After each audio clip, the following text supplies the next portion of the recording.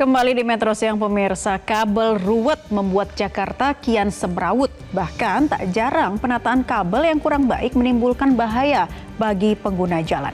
Asosiasi Penyelenggara Jaringan Telekomunikasi mendorong pemerintah ikut turun tangan dalam merapikan kabel-kabel yang semrawut ini, termasuk masalah regulasi. Kami hadirkan informasinya dalam segmen Telusur Kasus Kabel Semrawut Potensi Maut bersama jurnalis Metro TV Reda Pulpi.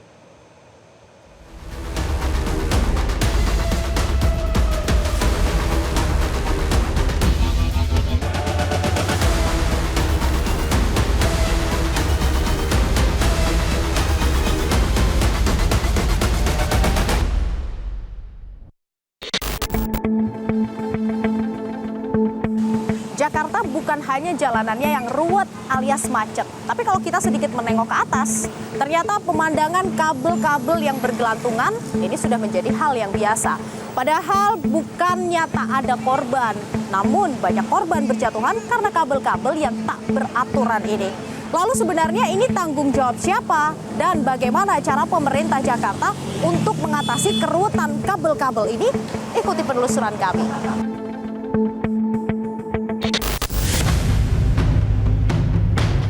Kabel ruwet membuat langit Jakarta kian ruwet.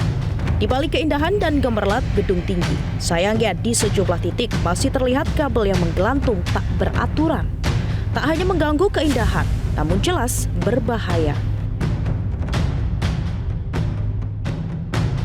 Ketika kami berjalan ke arah Ben Hill di Jakarta Pusat, ternyata kabel-kabel yang menjuntai ruwet ini juga banyak. Bahkan di sini ada kabel yang letaknya benar-benar mepet berdekatan dengan ada warung, kemudian bagian lantai 2 ini digunakan sebagai tempat istirahat. Nah, saya akan mengajak Anda untuk berbincang dengan Bu Titin. Bu Titin, ini kabel ruwet seperti ini sudah sejak kapan sih, Bu? Udah dari awal aku di sini 95. Nah, selama berarti 30 tahun sempat ada perbaikan gitu nggak, Bu? Belum dengar-dengar sih. Belum ya? Iya. Nah, ini kan katanya pemerintah Jakarta mau memperbaiki, nanti mau ditanam di bawah tanah nih. Sudah sempat dengar itu belum, Bu? Pernah lihat, cuman nggak tahu di mana. Pernah pas lewat jalan, pernah ada kayak gitu. Benar-benar. Kalau di sini belum? Belum ada. Nah, Bu, ini kalau saya lihat kan lantai 2 ini benar-benar hampir mepet ya sama kabel-kabel. Terus tadi saya juga lihat sempat ada yang jemur pakaian. Gimana, Bu? Ketika beristirahat di atas, ini letaknya langsung berdekatan nih sama kabel-kabel. Ada rasa takut, kadang juga. Kalau hujan angin, Bu, seperti apa situasinya? Kabelnya kadang goyang-goyang ke itu.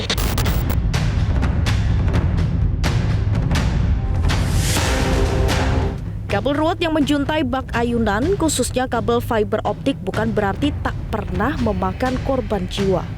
Pada tahun 2023 lalu, seorang pemuda tersambar kabel di Antasari, Jakarta Selatan hingga sulit berbicara, makan, dan minum. Korban jiwa? Jangan ditanya, tentu saja ada. Masih di tahun yang sama, seorang pengemudi ojek online meninggal dunia usai terjerat kabel menjuntai di Palmerah, Jakarta Barat.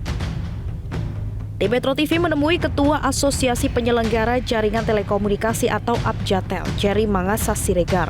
Pihaknya menyebut sudah merapikan setidaknya 344 km kabel ruwet di Jakarta. Dananya dari asosiasi.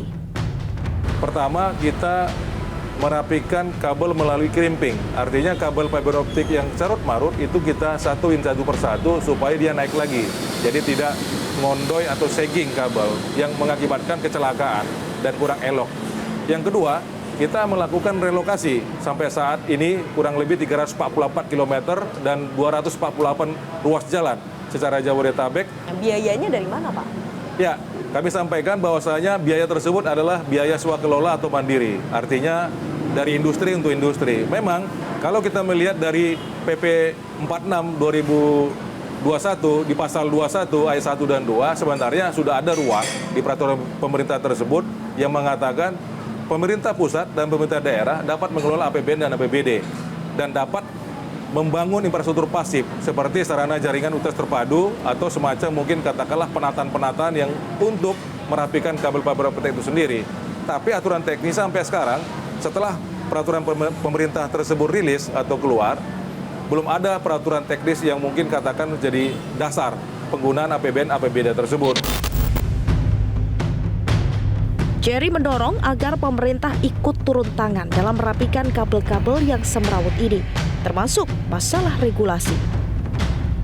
Kita sudah melakukan komunikasi juga dengan teman-teman di Kementerian Komdiji, harus mensambit yang namanya BHP USO sebagai penerapan penerimaan negara bukan pajak, sehingga akhirnya ini menjadi satu hal yang perlu diperhatikan. USO sendiri, Universal Service Obligation, itu mungkin budgetnya yang dikelola oleh teman-teman di Bakti untuk Palaparing. Kami sangat berharap itu bisa jadi perhatian agar ada pemerintah pusat melalui pemerintah daerah nanti bisa dioptimalisasikan anggaran-anggaran tersebut.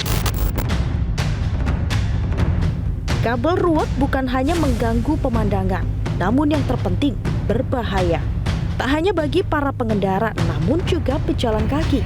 Tindakan tegas, sigap, dan cepat dinantikan masyarakat.